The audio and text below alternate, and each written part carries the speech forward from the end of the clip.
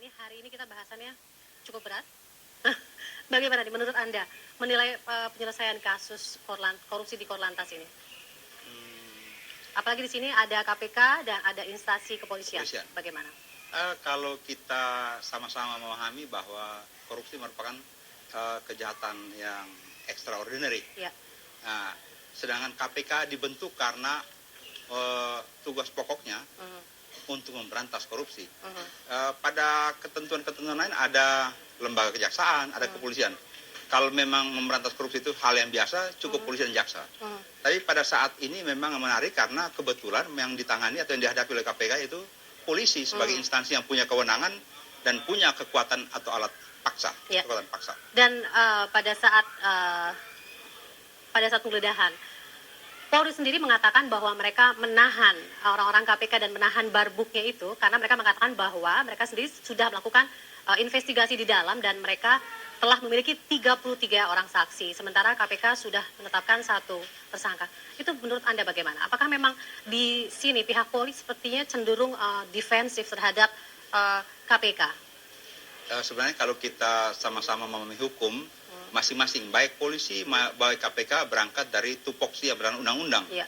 Nah, KPK punya kewenangan lebih dalam hal ini.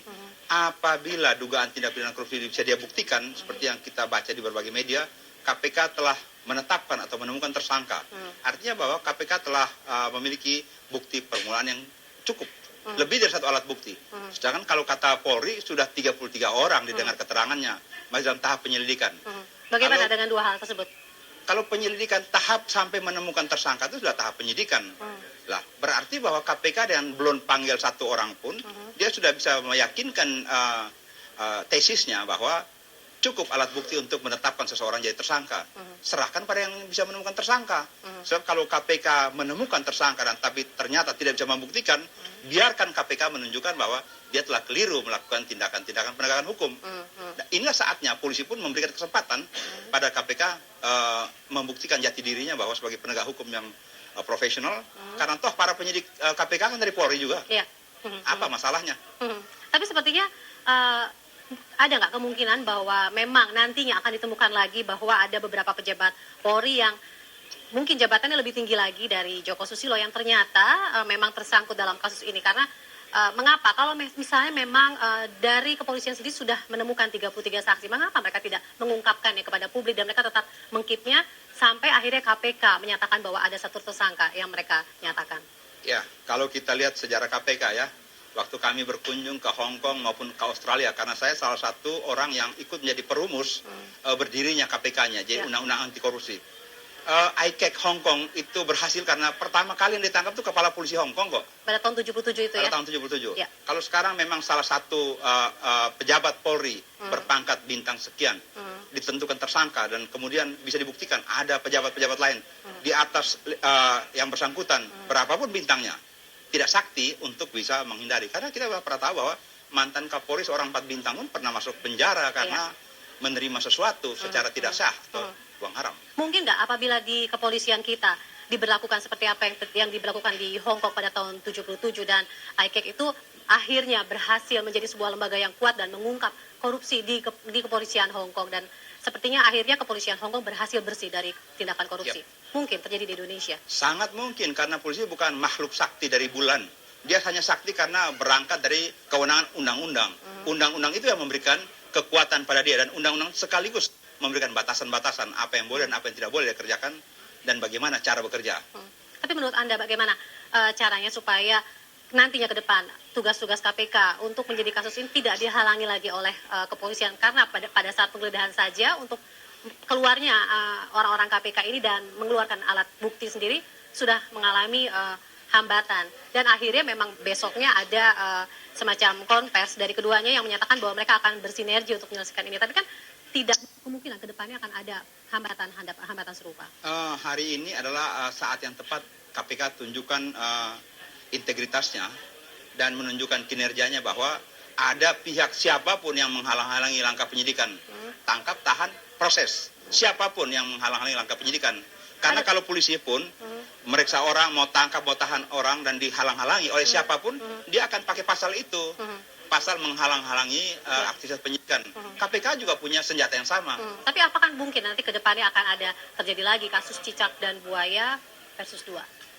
Kan pimpinan KPK pada saat seorang Abraham Samad itu waktu ikut fit and proper, Bambang Wijoyanto ikut fit and proper, mereka omong keberaniannya itu kan, buktikan hari ini bahwa mereka memang bukan ayam sayur.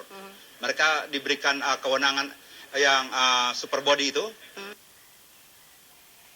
para pelaku korupsi. Tetapi kalau cuma berkoar-koar pada saat mau fit and proper dan hari ini nanti bersinergi ada ewo pekewo, ya mungkin bukan KPK yang kita idam-idamkan. Oke, baik. Ini untuk pertanyaan sebelum kita break ya Pak ya.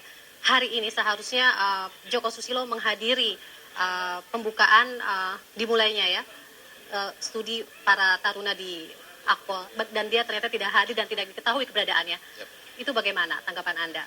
Kalau saya bisa merasakan sebagai seorang pejabat utama Polri dalam hal ini, jadi ibaratnya ujung tombak di Akpol, karena saya pun seorang alumnus Akabri ya.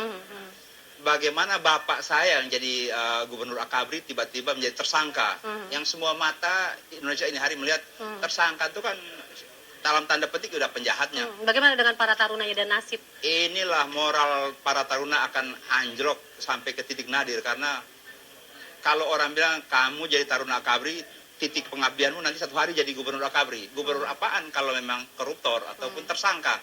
Apa kebanggaan saya sebagai seorang calon menjadi begitu? Nah, ini memang suatu beban moral yang tidak sederhana, karena sebenarnya seorang yang sekarang hari ini jadi tersangka itu beberapa saat yang lalu kan menjadi Kakor Lantas.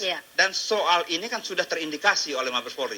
Bagaimana sumber daya manusia deputinya memilih orang ini menempatkan pada tempat di mana puncak pendidikan itu merupakan sebuah lembaga yang prestisius ya, melahirkan yang para justru pemimpin. Mendidik dan memberikan nilai-nilai. Nah, ini menjadi sesuatu yang sangat paradoks dan kontradiksi, karena apakah lembaga pendidikan tempat buangan? Saya tidak sependapat, karena saya sebagai seorang alumnus itu mungkin kalau di Jepang lebih baik kita harakiri rame-rame, karena beginilah calon pemimpin atau yang sudah jadi pemimpin kayak begini cumanya jadinya. Oke, baik. Otak tidak mengerjakan hal serupa ini. Karena secara accounting bisa diaudit itu. Harga punya perbedaan dari mana datangnya. Berapa besar anggaran yang diajukan untuk itu. Kalau kita mengaudit dari mana asal barang, harga satuannya apa? Akan ketahuan ya marketnya berapa. Ketahuan. Dan akhirnya memang ketahuan juga. Inilah fenomena yang sangat biasa. Pak Alfons, terima kasih banyak atas penjelasannya dan semoga kasus ini bisa terungkap. Kita berharap karena negara tercinta ini akan bangkrut nantinya kalau memang korupsi kayak begini merajalela. Oke, baik. Terima kasih banyak. Dan pemirsa, Presiden gelar rakor terbatas bidang kesehatan. Informasi selengkapnya sesaat lagi.